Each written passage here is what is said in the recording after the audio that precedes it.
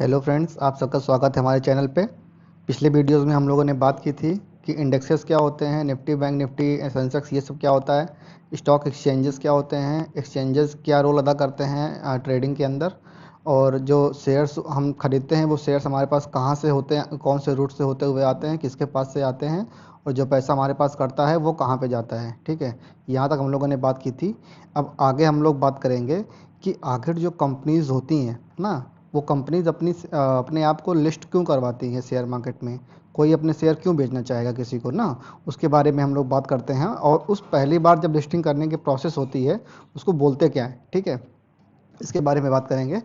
जब कंपनी पहली बार अपने शेयर्स को मार्केट के अंदर लिस्ट करती है, स्टॉक मार्केट के अंदर, तो उसको बोलते हैं इनिशियल पब्लिक ऑफरिंग, यानी आईपीओ शॉर्ट फॉर्म में बोलते हैं। आपने देखा होगा रिसेंटली बहुत सारे आईपीओ नए नए आ रहे हैं। आईआरसीटीसी का आया था, आपने देखा होगा, बहुत अच्छा परफॉर्मेंस आया था ना। और उसके बाद अभी बर्गर किंग्स का आया था, और भी आईपीओ लगातार आते रहते हैं, और अभी नज़ारा टेक्नोलॉजीज़ का आ रहा है।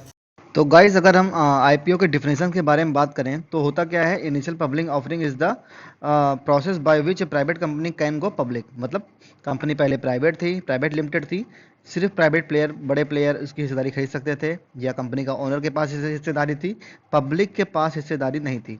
पब्लिक डायरेक्ट स्टॉक मार्केट से शेयर्स नहीं खरीद सकती थी।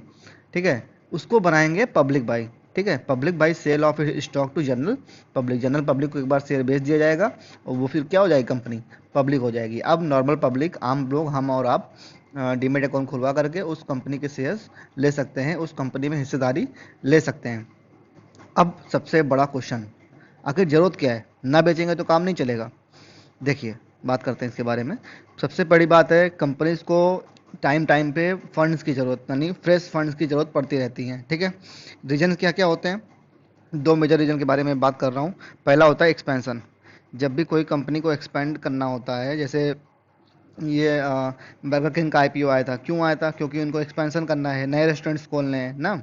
अब तो इसके लिए एक्सपेंशन के लिए फ्रेश फंड चाहिए, वो कहाँ से आएगा, अपनी हिस्सेदारी बेच के। ठीक है, दूसरा, डेट पेमेंट करना हो, जैसे रिलायंस को डेट पेमेंट करना था, उसने उसने जियो के लिए बहुत सारे डेट ले रखे थे, लोन ले रखे थे बैंकों से, उसको पे करना था। कैसे किया उसने, अपने हिस्सेदारी जियो वाली फेसबुक को बेचा ना, गूगल को बेचा। 2020 में आपने न्यूज़ सुनी होगी। तो काफ़ी हिस्सेदारी उसने बेचा लोगों को, उससे जो पैसा आया उससे उसने क्या किया, अपना लोन चुका दिया। ठीक है ना, तो to raise the fresh fund, हम यहाँ पे बात करते हैं हिस्सेदारी बेचने की। कभी भी कोई कंपनी अपनी हिस्सेदारी बेचती है तो नए फंड्स रेज करने के लिए बेचती है। अब हम बात करेंगे कि different source of fund for a company.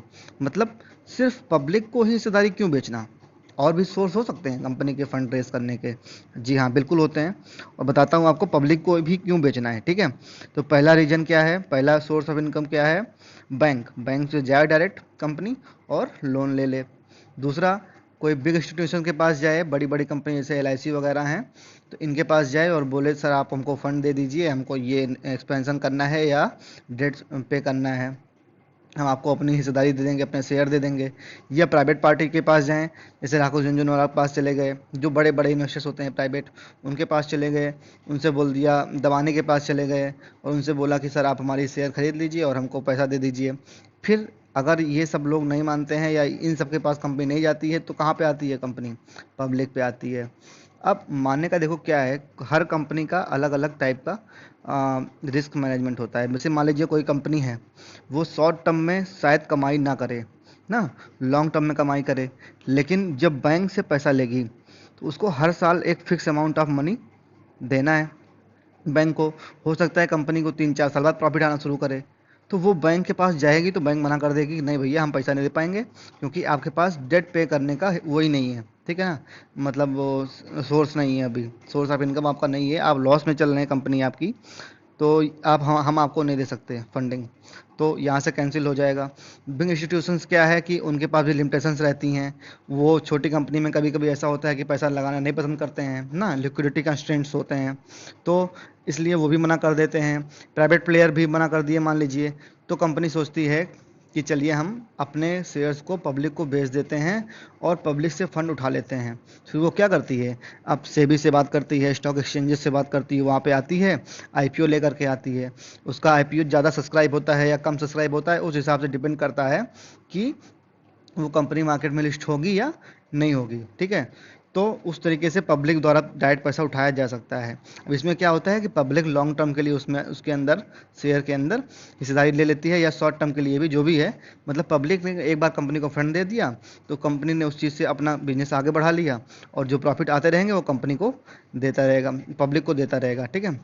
अब आगे थोड़ा सा मैथ के बारे में बात करते हैं, थोड़ी सी मैथमेटिक्स के बारे में बात करते हैं। आईपीओ की मैथ्स क्या है एक्चुअली में, कौन सी मैथ वर्क करती है, कैसे कैसे क्या क्या होता है, ठीक है। मान लेते हैं टोटल नंबर ऑफ शेयर जो थे कंपनी में कितने थे, 10,000 थे, ठीक है। ये टोटल नंबर ऑफ शेयर्स थे जो कंपनी में पूरे हैं, ठीक है। 10,000 शेयर्स में ही कंपनी का पूरा मार्केट कैप डिसाइड हो जा रहा है। मतलब टोटल नंबर ऑफ शेयर कितने हैं कंपनी के पास, 10,000 हैं। लेकिन कंपनी और टोटल शेयर किसके पास होंगे, ये होंगे ओनर के पास कंपनी के। तो ओनर क्या करेगा, अपनी सोचेगा कि मैं कुछ हिस्सेदारी, या मान लीजिए 20% हिस्सेदारी वो बेच देना चाहता है पब्लिक को, और फंड रेज कर लेना चाहता है। तो 10,000 का 20% यानी 2,000 शेयर्स वो बेचना है पब्लिक में, ठीक है। तो वो क्या करेगा, 2,000 शेयर का ही आईपीओ लाएगा। 80% यानी 8,000 शेयर अपने पास रखेगा, सिर्फ 2,000 शेयर का आईपीओ लेकर के आएगा। तो क्या होगा, और इशू प्राइस होगा एक ना, कि जिस प्राइस पे वो अपने शेयर बेचना चाहता है। मान लीजिए 500 रुपये से लेकर के 510 रुपये के एक बैंड आता है, इतने मतलब वो रेंज देते हैं कि इनके बीच हम शेयर बेचेंगे अपना कहीं ना कहीं। 500 से 510 मान लीजिए दे दिया उसने, तो वो क्या करेगा, 2,000 शेयर उसको बेचना है 500 से 510 के रेंज में, कि इसके बीच में ही बेटिंग होगी। अब पब्लिक आएगी, अगर उसको ये कंपनी में पैसा लगाना है, पसंद है, तो वो क्या करेगा, इनमें से कुछ कुछ शेयर्स जो भी लॉट के फॉर्मेट में होते हैं, तो उनको जो है ऑर्डर करके, मान लीजिए उसने 15-15 का लॉट बना रखा है, ठीक है। तो एक पब्लिक आएगा, वो क्या बोलेगा, हमें एक लॉट दे दो। एक लॉट में कितने शेयर आएंगे, 15 आएंगे। 2 लॉट दे दो, 2 में कितने आएंगे, 30 आएंगे। तो ऐसे ऐसे जितने लॉट उसको चाहिए वो उतने लॉट ऑर्डर कर देगी, और इतने प्राइस पे ऑर्डर कर देगी, क्योंकि प्राइस पहले से ही कंपनी द्वारा फिक्स है। अब जब उसका मान लीजिए आईपीओ आया, और उसने क्या किया, मान लीजिए कुछ लोगों ने अप्लाई किया था, ठीक है। तो कंपनी क्या करेगी, सबको, जितने लोगों ने अप्लाई किया है, जितने जितने जितने उन्होंने अप्लाई किया है, उतना उतना शेयर उनको दे देगी, और क्या होगा, मार्केट में लिस्ट हो जाएगा। फिर आपको जो है, आप जब ब्रोकर पर सर्च करेंगे या गूगल पर सर्च करेंगे, तो वो कंपनी आपको मार्केट में दिखाया करेगी, ठीक है। वो एनएसई या बीएसई किसी स्टॉक्स पे या फिर दोनों पे ना लिस्टिंग हो जाएगी उसकी, और उसकी ट्रेडिंग होने लगेगी। तो ऐसे काम करती है आईपीओ की पूरी प्रोसेस ना। तो इसलिए हमने समझ लिया कि आईपीओ क्यों आता है, क्या होता है, कंपनी कहाँ कहाँ से रेज कर सकती है फंड्स, और पब्लिक से पैसा लेने की ज़रूरत क्यों पड़ती है। क्या होता है, कभी कभी बैंक लोग पैसा नहीं देते हैं कंपनी को, ठीक है। कंपनी शॉर्ट टर्म में प्रॉफिटेबल ना हो तो बैंक पैसा नहीं देगी, कि आप लॉस में चल रहे हैं, आप लोन कैसे पे करेंगे, ठीक है ना। तो वहाँ पे थोड़ा सा कंपनी सोचती है कि पब्लिक से भी थोड़ा बात कर ली जाए, और वहाँ से भी फंड्स मिल सकते हो तो ले लिया जाए। इसलिए शुरुआत होती है यहाँ से कंपनी को पब्लिक करने की। फिर जो हम लोग शेयर खरीदते हैं मार्केट में जा करके, ये हम डायरेक्ट कंपनी से नहीं खरीद लेते होते हैं, ये मेन पॉइंट है ना। लोग कंफ्यूज रहते हैं कि जब हम शेयर खरीदते हैं तो वो शेयर कहाँ से आते हैं।